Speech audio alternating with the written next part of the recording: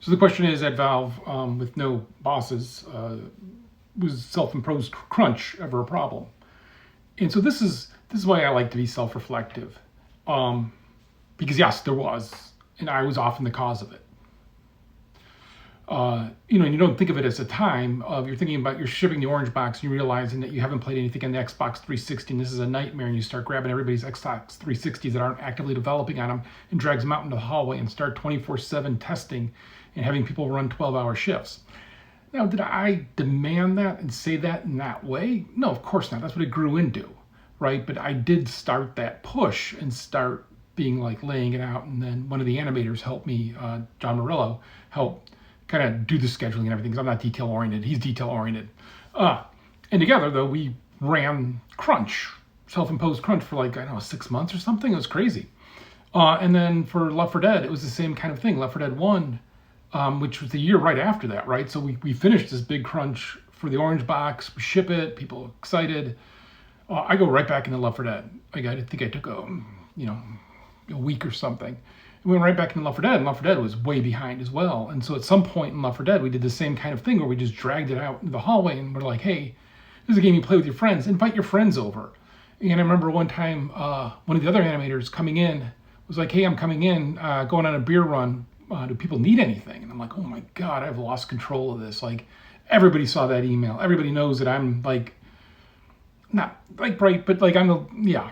So I had one of the people there was a homebrew, and they brought their homebrew in, and we put it in the fridge and solved the problem. And then someone told me the other problem now was there wasn't enough room for food in the fridge.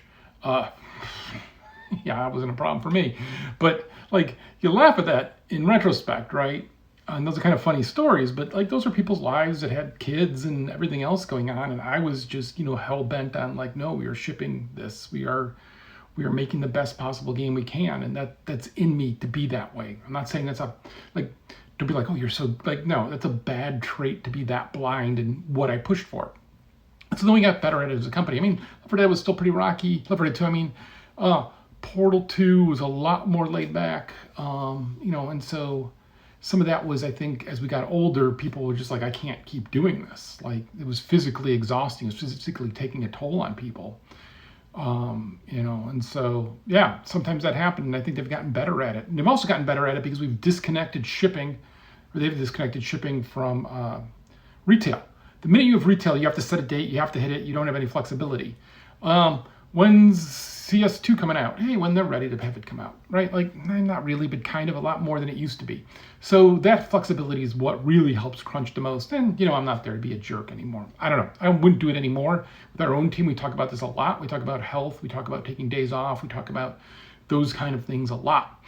I still work a lot because I enjoy it. But I have to be very careful not to push that. And so I would say to anybody who's leading a team, man, I wish I was a little bit more self-reflective earlier on in that, because I don't think the games we shipped would have been harmed that much just for people to have a little bit better of lives. My wife bought my birthday cake in the 1 year into the office because I didn't even come home for my birthday. Like, right? Like, it was that kind of stuff. So, yeah.